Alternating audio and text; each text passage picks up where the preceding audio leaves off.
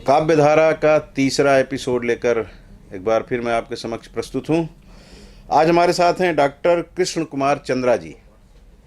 यह नाम आपके जहन में गूंजा होगा, आपने कई बार सुना होगा और छत्तीसगढ़ी में, हिंदी में, दोनों में समान रूप से डूब करके लिखने का और डूब करके पढ़ने का जो भाव हम और आप महसूस करते हैं, आज वो हमारे बीच में कृष्ण कुमार जी हैं। हम उनसे जानेंगे कि ये रुचि आपको कब से पैदा हुई। मैं जो आपके बारे में जानता हूँ कि आपने कॉलेज जा कर के पढ़ाई नहीं की, लेकिन पीएचडी तक आप पहुँचे, पीएचडी कर लिया आपने। अभी कुछ दिन पहले आपको पीएचडी आपने हासिल किया और लेखन के मामले में तो वर्षों से आप सक्रिय हो। शिक्षा के क्षेत्र में अब आप सेवानिवृत्ति की ओर अग्रसर हैं, यानी एक लंबा अरसा आपने शिक्षा प्रदान करने को दिया है।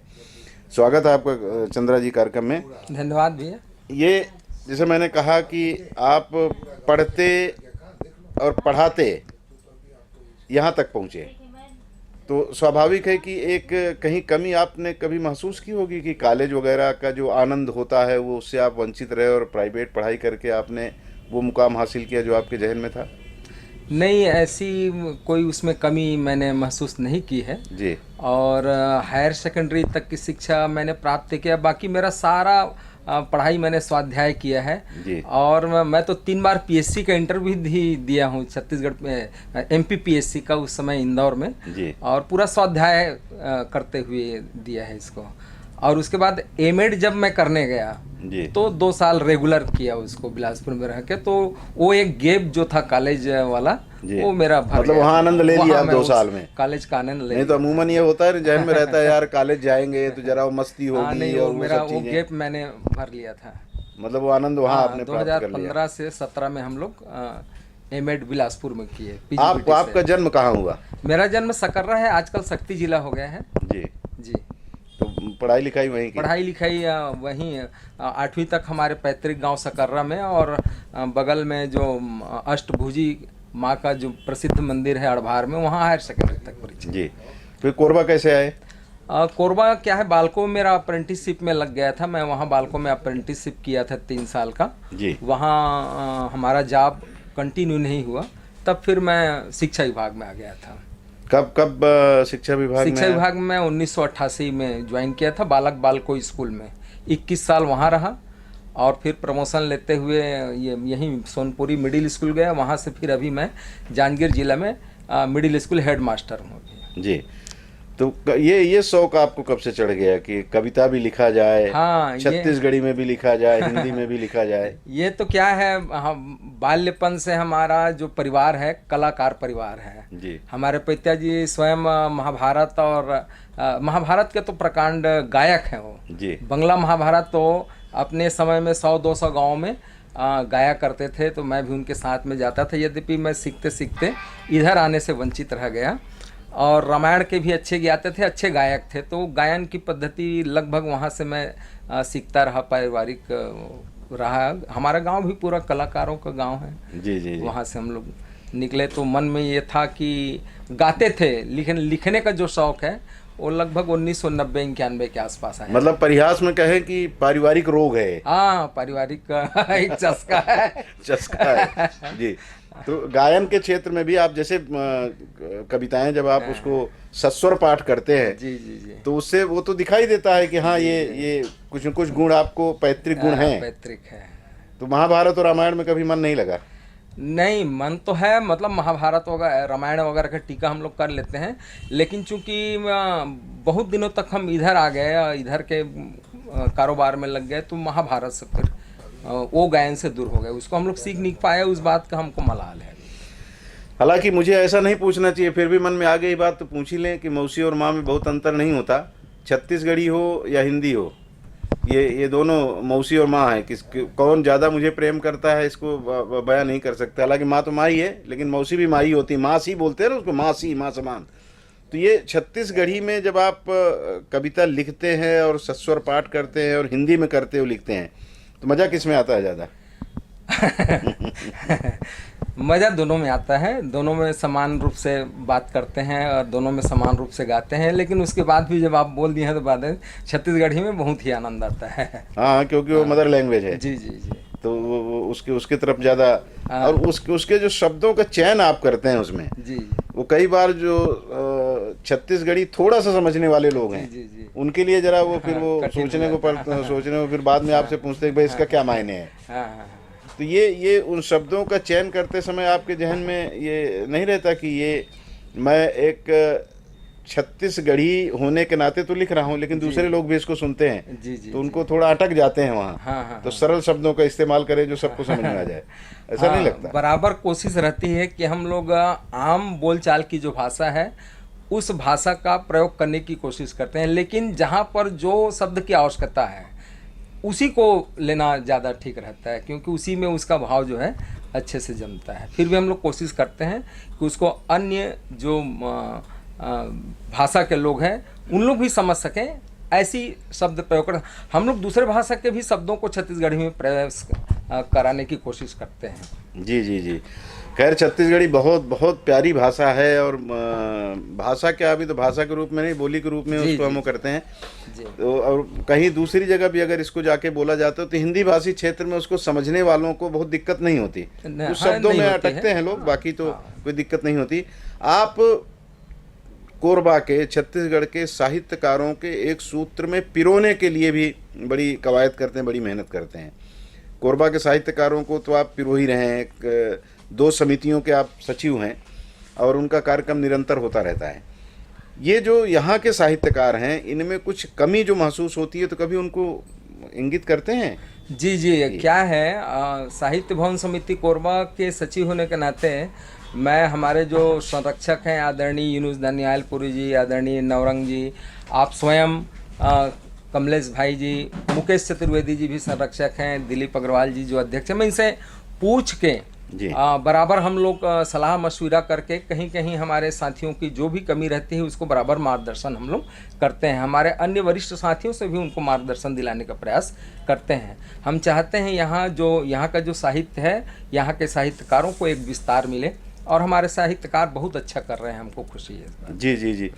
स्वाभाविक है, उसमें जो कुछ लोग हैं जो बाहर निकल गए हैं, यहाँ से बाहर जाके कविता पाठ करते हैं। हाँ, तो आपकी छाती भी चौड़ी होती होगी कि भाई हमारे बीच का बच्चा है। बहुत खुशी होती है, बहुत खुशी होती है, और हम लोग बराबर उनका उत्साहवर्धन करते हैं। जैसे हीरामणि वैष्णव जा रहा है, श्रद्धा महन जा रही हैं, गीता विश्वकर्मा जा रही हैं, बलराम शर्मा भी जाता है, किरण सोनी भी जाती है। जी जी। और बहुत सारे साहित्यकार यहाँ से मंची रचनाओं को लेकर पहुँच रहे हैं, और कोरबा का नाम हो रहा है, हमको बहुत गर्व होता है। जी जी।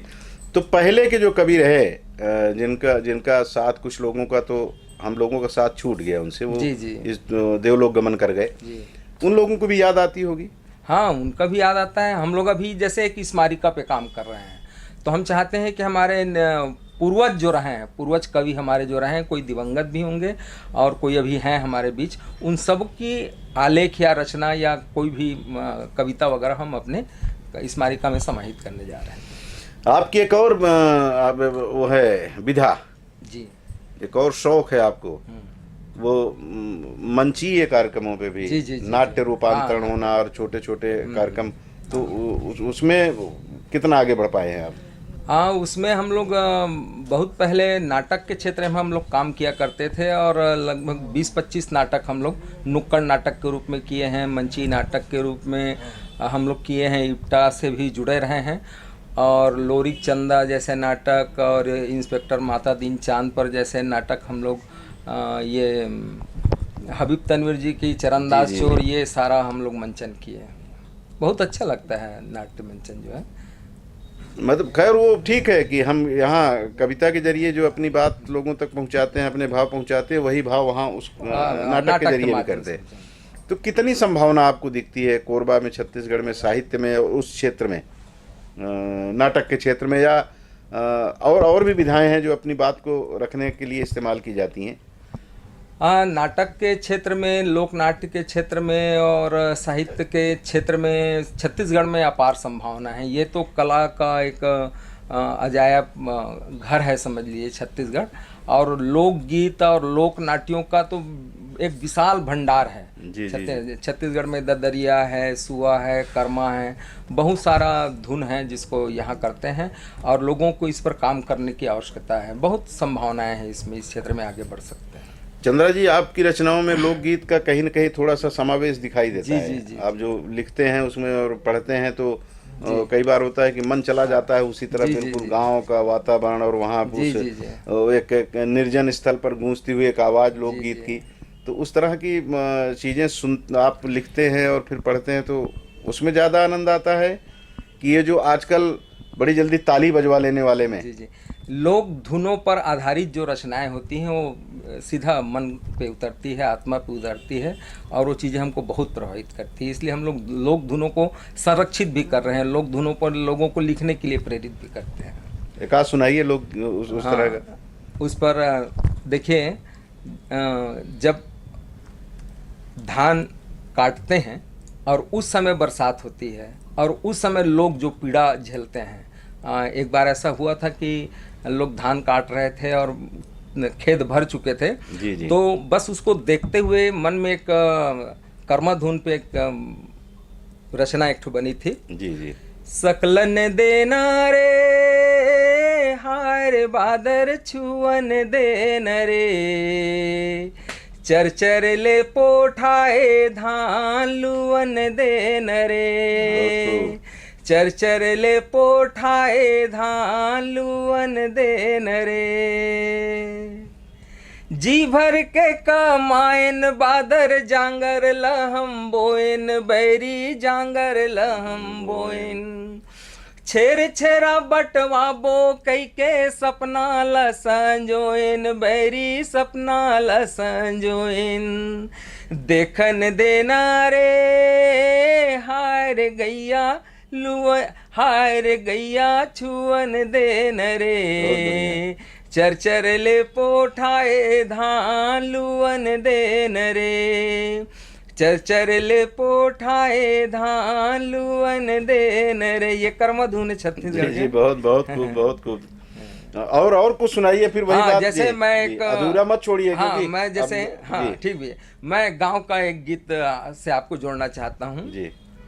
मोला मोर परेवा पाखी गाँव गुरत है, मोला मोर परेवा पाखी गाँव गुरत है, और दुखी आया खी दाई के अचरा छाव गोरत है, मोला मोर परेवा पाखी गाँव गुरत है, कौन जनी मैं कब बरहूँ तरसत है मोर चोला, घर अंगना डेहरी दुआरी खोजे बारी कोला, और देवता बरोबर मोर ददा के, और देवता बरोबर मोर ददा के पाँव गोरत है, मोला मोर परेवा पाखी गाँव गोरत है। अब भैया क्या है जी, छत्तीसगढ़ तो रामचंद्र जी के मामा गांव है जी। और जब मैं अयोध्या में एक बार गया था तो वहाँ कार्यक्रम था राष्ट्रीय कवि संगम का। तो देखिए हमने रामचंद्र जी को भांचा शब्द से संबंधित करके छत्तीसगढ़ी में कैसे लिखा है। जी, जी, सुंदर, बहुत सुंदर। जी। सुनो सुनो श्री रामचंद्र जी, सुनो सुनो श्री रामचंद्र जी, छत्तीसगढ़ ले आए हन, तुहर ममा के गांव डहर ले मया पीरित हम लाए हन, बहुत बढ़िया, बहुत बढ़िया। तुहर ममा के गांव डहर ले मया पीरित हम लाए हन, नान्हे पनमा डुडवा बाटी भौरा खूब चलाए भांचा, भांचा मन अपन पूरा गर्मी के छुट्टी ले मामा घर बिताते हैं और खूब बिंदास होके खेलते हैं, जितना पाते हैं उतना खेलते हैं। तो वहीं से पंक्ति है कि नान्हे पनमा डुडवा बाटी भौरा खूब चलाए भांचा, और चंद खुरी महतारी के छैया माई तराए भांचा, और कोरा माँ बैठार के तुहला, अकोरा माँ बैठार के तुहला रोज खवावन बासी भांचा, अकोरा में बैठार के तुहला रोज खवावन बासी भाचा, और लगल लगल के नहवाए ले आवे तुहला हासी भाचा, और लगल लगल के नहवाए ले आवे तुहला हासी भाचा।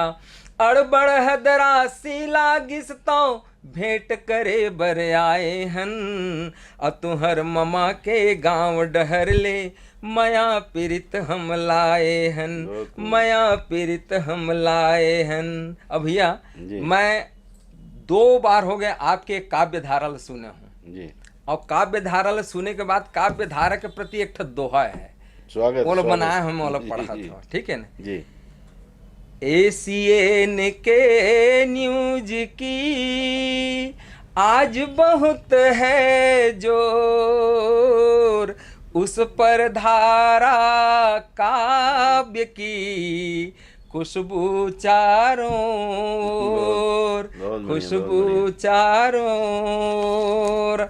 और भैया अभी बरसात का मौसम है जी, पावस ऋतु आषाढ़ लग ही गया है, तो एक मुक्तक उस पर देखिएगा। स्वागत है स्वागत है। ऐसे बरसेंगे हम भीग जाओगे तुम, ऐसे बरसेंगे हम भीग जाओगे तुम, चाह के भी न खुद को रोक पाओगे तुम।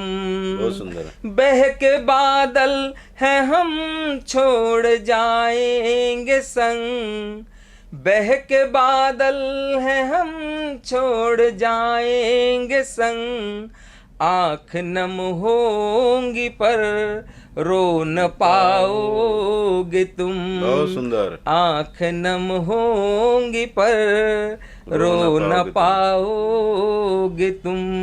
धन्यवाद भैया। बहुत बहुत बढ़िया कृष्ण कुमार चंद्रा जी। वही जो कार्यक्रम के अंत में मैं कहता हूँ कि मन तो भरता नहीं है, सुनने की इच्छा बहुत होती है, लेकिन वही बात की समय की मर्यादा है। इसलिए फिर कभी चंद्रा जी को बुलाएंगे आपके लिए, फिर उनसे समय लेंगे, फिर उनकी कविताओं को आपके समक्ष प्रस्तुत करेंगे। ऐसा उनसे आग्रह कि वो हमें समय जरूर देंगे।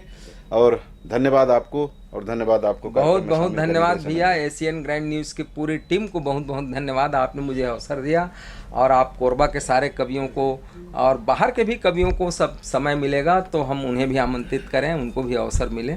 बहुत बहुत धन्यवाद जी। धन्यवाद।